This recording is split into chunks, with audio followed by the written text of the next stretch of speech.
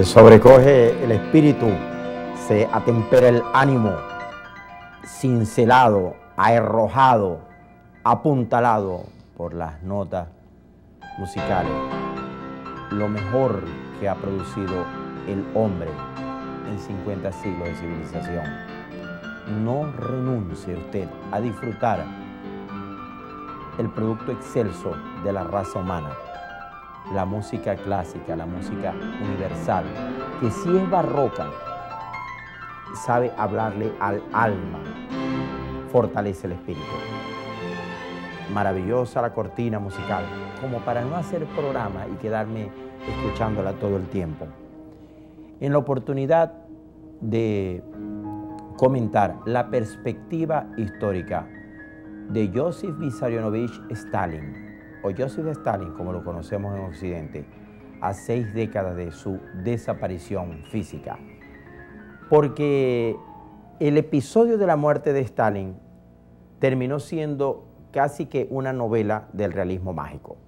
Imagínense que él vivía en los últimos años de su dominación, solo íngrimo en la cumbre del poder, mediante las purgas, que es un proceso, fue un proceso de eliminación paulatina de todos sus probables rivales o adláteres traidores. Él había quitado del medio a todo el que le podía hacer sombra, de tal manera que los que cerca de él estaban eran gente muy de la segunda fila en la estela dirigencial soviética, y entre el grupito de camareros, secretarios, ayudantes que tenían acceso directo, los valets que podían entrar al despacho presidencial, ven que él no se ha levantado un día, la noche anterior había estado hasta las 4 de la mañana viendo películas.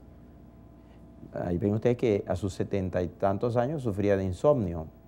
Y entonces lo ven que no se levanta un día entero y nadie se atreve a entrar al aposento.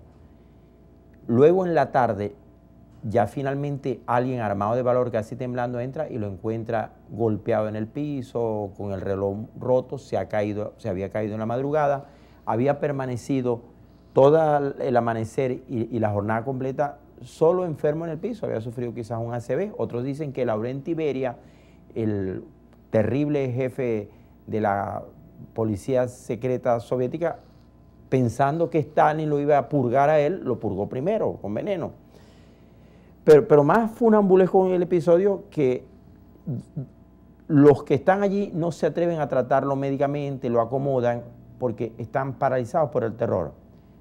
Finalmente parece que Beria dijo, bueno, que lo atiendan, ya era muy tarde, agonizó unas horas, se terminó muriendo, y entonces era marzo de 1953 y comenzaba para la Unión Soviética, para Europa y para el mundo una nueva etapa histórica, porque el estalinismo que domina la escena mundial, digo mundial bien dicho, desde la desaparición de Lenin en 1921-24, recuerden que Lenin se fue muriendo progresivamente, estuvo incapacitado un tiempo.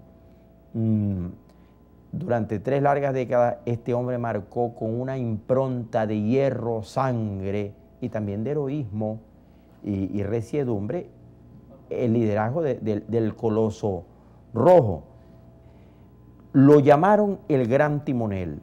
Antes de la Segunda Guerra Mundial, que fue la prueba de fuego para él, para la dirigencia soviética y para la historia europea en conjunto. Porque la dominación soviética fue esencialmente ideológica. De hecho, ellos ejercieron un totalitarismo integral en el cual solo se aceptaban las formas de pensamiento que correspondieran a los ideales supremos del Estado soviético. Detengámonos unos instantes en la coyuntura de ese joven que aún joven se involucra, muy muchacho se involucra en la rebelión progresiva antizarista. Pasa que al zar lo tumban son los muchachos rusos. Una serie de errores que se cometieron, se los he venido contando aquí en Redimensión, catapultaron un sentimiento de descontento, de malestar contra la institución reinante rusa, que era el zarismo, y entonces Joseph Vissarionovich Stalin es uno más, por cierto, de muy precaria formación, al lado, por ejemplo, de León Trotsky. Él lo que era un conspirador, un agente secreto, siempre tuvo muchas vinculaciones con la policía secreta. Y ese hombre de la última fila, merced a una serie de circunstancias impensables, solo comprensibles por la parca exquisita del destino, termina siendo en un momento el hombre más poderoso, no solo de Rusia, sino de Oriente. Porque en el centro ven ustedes a Lenin. Lenin, que es el estadista, el ideólogo, el escritor, el brillante, se muere temprano. Él le dio una apoplejía y permaneció los últimos 3 años de su vida incapacitado. Parece que Lenin se inclinaba a nombrar heredero al que tiene allí a mano derecha del televisor, que es el brillante, también un ideólogo, Trotsky. Hay toda una fabulación que si Trotsky llega al poder, el comunismo soviético es humanista, es comprensivo, es progresivo, es conciliador y no se llega a los errores vividos en la época del otro joven que está ahí a mano izquierda, que es Stalin. Pasa que Trotsky es el hombre de la ideología, también tuvo unos rasgos fundamentalistas, cómo no tenerlos si se estaban enfrentando al mundo entero, pero Stalin siempre fue eso, un sargentón de precarios recursos comunicacionales, el hombre del aparato, el hombre de la policía secreta y el hombre del ejército. Nada más natural que, no habiendo dejado Lenin una sucesión clara, eliminara a Trotsky, y tan lo eliminó que años después a ese Trotsky lo viene a matar un agente secreto, Ramón Mercader, al servicio del stalinismo en México, a donde Trotsky se había ido a refugiar. Trotsky siempre fue una referencia, una alternativa frente a los horrores del stalinismo. Digo horrores porque es que Stalin se empeñó, aún antes de comenzar la Segunda Guerra Mundial, en una serie de políticas represivas y en unas medidas de alta dominación social que tuvieron un terrible impacto. Me refiero a los procesos esos de rusificación en las áreas que no estaban comprometidas especialmente con la dominación soviética. Me refiero a los enormes desplazamientos humanos. Hay una cifra, lo que pasa es que uno todo lo que lee que han escrito sobre Stalin lo pone en tela de juicio, porque sobre Stalin escribieron en plena Guerra Fría, cuando había un proceso de demonización, de satanización de todo lo que era aquel modo de gobierno. Pero debo mencionar que entonces se habló de 20 millones de víctimas en los procesos esos de movilización, porque Stalin trató de mover naciones enteras de uno a otro ambiente geográfico. Movió inmensos continentes humanos, sacó gente del área urbana y la desplazó hacia las áreas rurales. El proceso de la colectivización agrícola fueron experimentos terribles que solo un pueblo estoico, sufrido, que siempre fue el héroe, el pueblo soviético en conjunto, porque estaban los rusos blancos, estaban los georgianos, Stalin es georgiano, estaban las otras, Bielorrusia, las otras nacionalidades conexas a Rusia, que luego forman el embrión inicial de lo que va a ser la gigantesca mancomunidad de la Unión Soviética, ya en pleno estalinismo. El proceso de glorificación de la figura de Stalin había comenzado ya en los años 30 y va a tener su punto culminante cuando comienza la Segunda Guerra Mundial, y le endosaban a Stalin unas condiciones que luego fue necesario que resultaran ciertas cuando Hitler invade la Unión Soviética en junio de 1941 y se llega a la terrible batalla de Stalingrado, que, como les conté aquí en Redimensión, en la oportunidad de hablar sobre ese episodio de la Segunda Guerra Mundial, esa guerra se ganó porque frente al totalitarismo, a la impiedad de Hitler, se alzó el totalitarismo y el radicalismo y la impiedad de Stalin. Fue una guerra de exterminio total. Hablo de la batalla de Stalingrado. Se comieron hasta las ratas, murieron 2 millones de personas. La ciudad quedó aniquilada. Y allí perdió la batalla Hitler, perdió la guerra Alemania y ganó la guerra Rusia. Y se convierte Stalin en un arquetipo del estratega militar, el padrecito que había salvado a la nación rusa, y como tal va a vivir los últimos años de su vida, convertido en una figura mitológica, en una figura memorable, porque lo que decidió Stalin, eso sí, apoyado, asesorado en sus estrategas militares, porque hay una gran diferencia entre Stalin y Hitler. Stalin es todavía más reposado que Hitler. Hitler es más episódico, más venático. Hitler no oía a nadie, porque Hitler estaba convencido que él era un dios, un semidios, un ser supremo. Y Stalin, al fin y al cabo, no tenía las dotes oratorias del otro, se dejaba asesorar, y esa asesoría de los estrategas militares rusos le va a permitir a Stalin ganar el duelo histórico, porque fueron dos colosos, dos modelos de dominación totalitaria, dos líderes supremos, dos estrategas militares, fueron dos caudillos distintos que se enfrentaron. Olvídense de medias tintas. La Segunda Guerra Mundial fue una confrontación entre la Unión Soviética y la Alemania del Tercer Reich. La Segunda Guerra Mundial la libraron como capitanes supremos Adolfo Hitler en el bando alemán y Joseph Stalin en el bando soviético. Fue Stalin el que le ganó a Hitler. En el camino los norteamericanos hicieron un aporte, hasta los ingleses de soslayo resistieron, pero el que gana la Segunda Guerra Mundial es ese criminal de guerra, ese genocida llamado Joseph Stalin, sobre quien estamos hablando hoy. Fíjense la cosa, salvó a Europa de la dominación nazi, salvó al mundo de Hitler. Por eso lo celebraron, estemos claros, terminando ya la Segunda Guerra Mundial, él es un héroe mundial. Allí lo ven ustedes tete a tete con el presidente Roosevelt y luego con su sucesor, con Truman.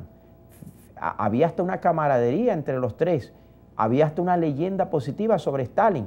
Esa es una época en la cual hasta el Departamento de Estado le permitió a las repúblicas latinoamericanas que tuviésemos un embajador soviético en cada uno de estos países, y por ejemplo Venezuela reemprendió relaciones con la Unión Soviética en esa época, porque se aceptaba que Unión Soviética había hecho un enorme esfuerzo para derrotar a Hitler. Pero volviendo, personalizando en específico la figura del padrecito, el supremo estratega, déjenme contarles que como todos los parámetros de la vida, las compensaciones, él fue en el fondo un hombre terriblemente infeliz, de vida afligida, porque era un ser humano. Y aunque logró dominar el espacio geográfico más amplio, distendido, miren, al lado de lo que logró dominar Stalin, hasta el rey Carlos V de Alemania y España palidece, hasta Solimán el Magnífico. Jamás el Imperio Romano llegó a tener lo que contuvo, lo que incluyó la Unión Soviética. Es que era eso, la inmensa Rusia, que hoy en día tiene 17 millones de kilómetros cuadrados, era solo un pedazo, pero también comprendía toda la Europa del Este, dentro de la cual estaban Hungría, Rumanía, Checoslovaquia, Bulgaria, Albania, luego los países allá que aparecen ahí en verde, que son los países bálticos, Lituania, Estonia, Letonia, comprendía a Polonia, comprendía la mitad de Alemania, comprendía hasta un enclave aquí en el Caribe. Entonces, Cuba, de manera que la influencia de Stalin en esta vida fue universal, fue uno de los hombres más poderosos de toda la historia, pero como todos también tuvo sus altibajos en la vida. Particularmente la tragedia familiar de Stalin es de marca mayúscula.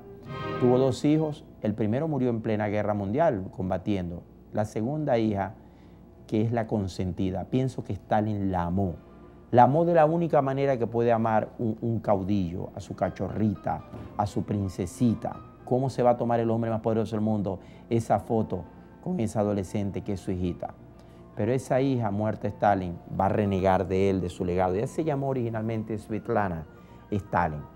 Pero luego de muerto el padre, ella contó en dolido relato todos los excesos, los abusos, los crímenes del padre. Se convierte en una anti-stalinista y se viene a vivir a Estados Unidos y se cambia el nombre. Y cuando se vino a morir no mucho tiempo atrás se llamaba Lana Peters y nada tenía que ver con la Svetlana Stalin que el poderoso caudillo amó.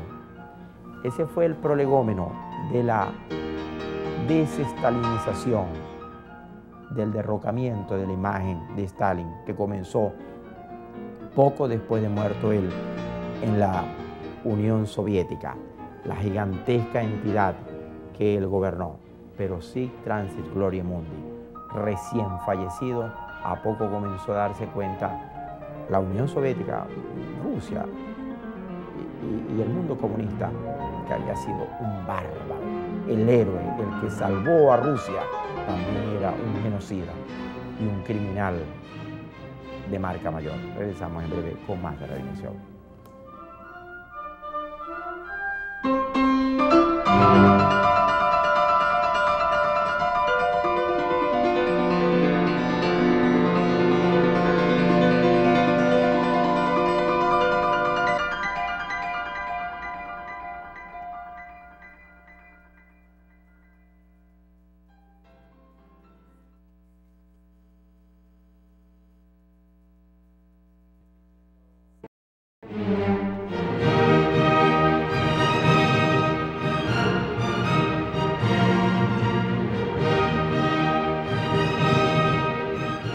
Le correspondió a uno de los sucesores de Stalin, Nikita Khrushchev, recordado en el mundo entero, de grata aprecio en Occidente, porque fue el que salvó al mundo de la coyuntura de la crisis de los misiles de octubre. Gracias a él existe la humanidad. Sin Khrushchev vamos a la guerra por los misiles esos emplazados en Cuba. Le correspondió a Khrushchev en un congreso del Partido Comunista de Moscú denunciar los crímenes de Stalin. Crímenes de lesa humanidad, el intervencionismo en la vida de cada quien, los desplazamientos, los pogroms, las racias, las purgas, la persecución de la minoría. Svetlana Stalin, la única hija del desaparecido caudillo, se sumó a ese proceso de desmitificación de su padre, contando en unas memorias que tiempo atrás tuve la oportunidad de leer, los horrores del hombre más poderoso de su época, que dominó ese gigantesco espacio geográfico. Mírense que, vamos a ver si me acuerdo de cuando daba clase, comprendía 157 nacionalidades, 15 países en su núcleo central, tenía un aproximado de 20 lenguas distintas, mayoritarias, aparte de los dialectos. En sí misma la Unión Soviética era un pedazo de la humanidad, del planeta Tierra, y allí gobernaba omnímodamente ese hombre que cuando muere no se atreven ni siquiera a entrar al despacho presidencial. Héroe de la Segunda Guerra Mundial, frenó a Hitler, derrotó a Hitler. El duelo entre los dos colosos del siglo XX fue entre ellos dos. Y Stalin, que al fin y al cabo sí oía a los militares y se dejaba asesorar por sus estrategas, termina ganando la batalla ante la historia. Pero al fin y al cabo fue un hombre de vida infeliz. Murió pobre, poderoso y solitario, como dice el poema, aislado de la poquísima familia que le quedaba, temido por propios y extraños. Y después de muerto ha vivido varias vidas. Se han hecho encuestas recientes en lo que es hoy en día Rusia, el conjunto de países que antes integraban la Unión Soviética, y hay una opinión más o menos aceptable. Sobre el 47% lo considera un héroe de la Segunda Guerra Mundial. Fue también un genocida, fue también un hombre cruel, pero también fue un hombre infeliz. Y él rinde su examen a la historia. No sé si lo pasa o lo raspa, depende de la perspectiva. Imagínense nomás un mundo en el cual hubiese gobernado Hitler, con las cámaras de gas y la persecución total contra los judíos. Al fin y al cabo, todavía no se sabe que eso lo haya hecho Stalin. Tuvo campos de concentración para sus enemigos, cometió crímenes de guerra, pero no llegó jamás a los extremos del bárbaro nazi. Que yo voy a seguir buscando en periódicos, revistas, en anuarios de historia, en enciclopedias, en videos, episodios, personajes remarcados, subrayados, sacados con pinza, que alguna reflexión, una enseñanza tengan para nuestra vida. Mientras tanto, sea cual sea su circunstancia, pobre, favorecido, doblado, enhiesto, quebrado, fracturado, gateante, rutilante, como sea, no se rinda. Hasta la próxima vez de Redimensión.